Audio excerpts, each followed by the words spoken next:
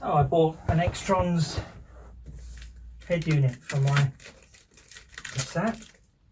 It's arrived a lot faster than I thought it was going to. I ordered it Saturday night, Sunday morning in a frenzy. Not sure if I should or not, but I did.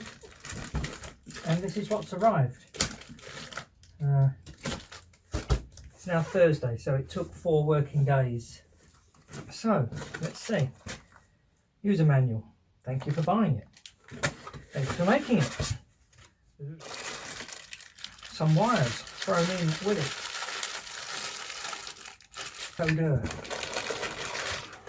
Now, that's alright. That looks okay. Screen's nice.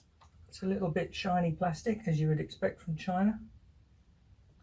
Tells you what all the connections are, which is good. That says front. That's handy to know, that's the front. So we will meet again in the garage, where I will try and make sense of all of that. What's this, you ask?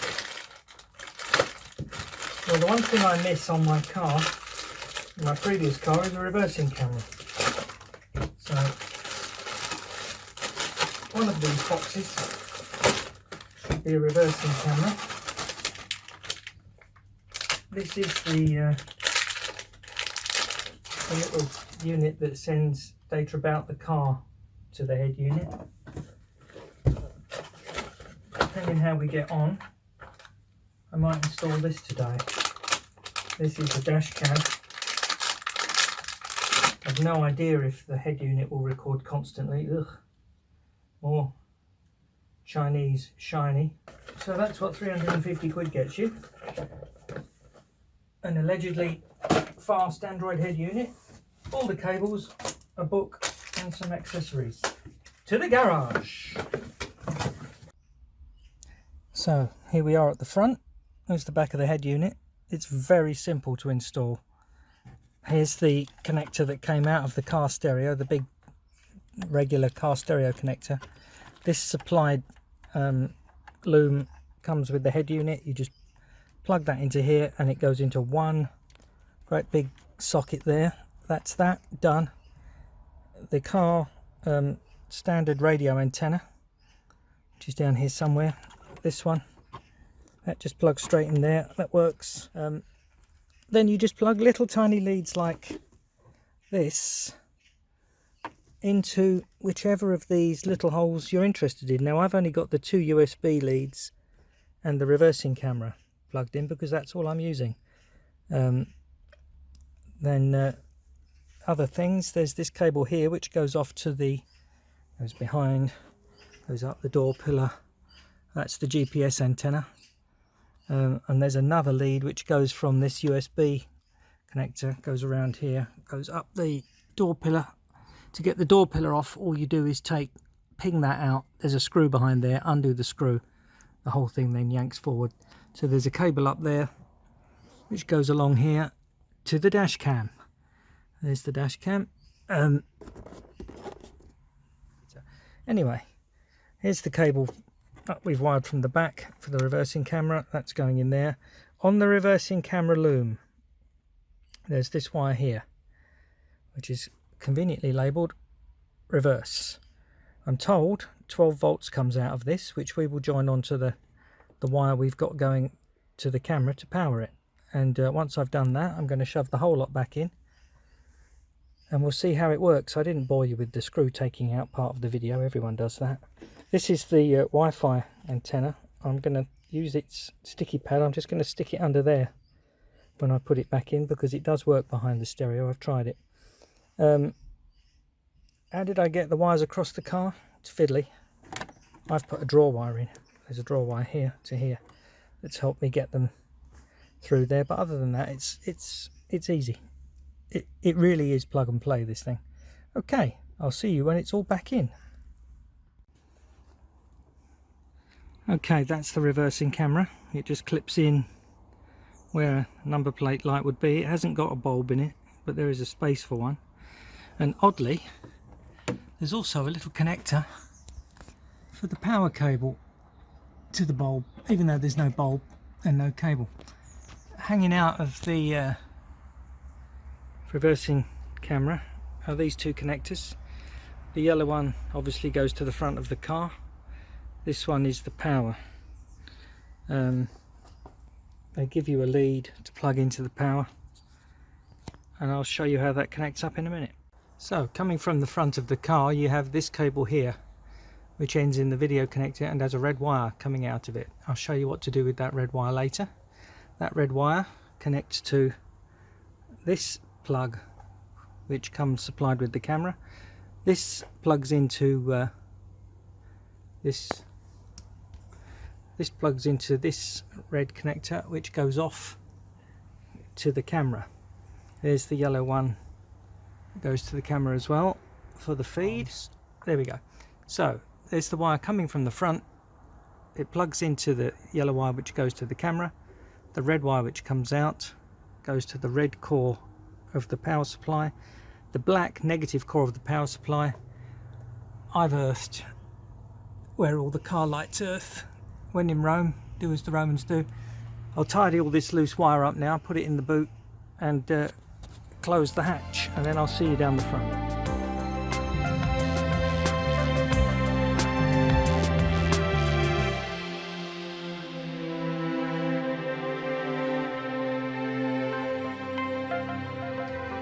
Somebody's probably going to ask, how do you get the cable from the back to the front?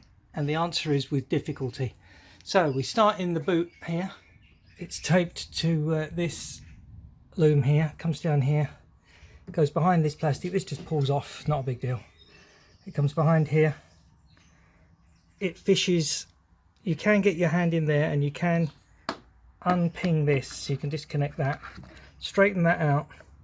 I used a coat hanger, a wire coat hanger. Get this straight, tape the wire to it and push the coat hanger through with it disconnected from here. This pulls off, just pulls off. You can get your hand then behind the headlining and you can reach the far end of this. So you've come down here, you've gone into the end of there, coat hanger through into there, pull enough through to get to the front. More about that in a minute. Put everything back. Then this pulls off. You can come down here, you can get behind here. This little door opens. I couldn't shut it yet. There we are. This little door opens, and in here the wire, you can fish it from there to here. And then I used a electrician's fish, which is like a long piece of stiff wire, and you can get from under that chair in one go behind that corner trim, behind here to here. If you reach in and you've got your fingers about here, you can just about feel the end of it. The electrician's fish will then pull it to the underneath of the back seat. Once you're there, excuse the dog sling, once you're there, it comes out about here in the corner. Where are we? Yeah, about here. Comes out about here. Can I pull this thing up? There we are. So it comes down around here. There it is, in fact. There's the wire. And it goes round here. Take this screw out, take that screw out, lift this up, fish it behind that screw, use this little hole to get it behind this clip so it's under here. Once you're there, you're under this clip, this trim rather. That's easy to get. Just put your fingers underneath, push, along it goes. And by the time you've done all that,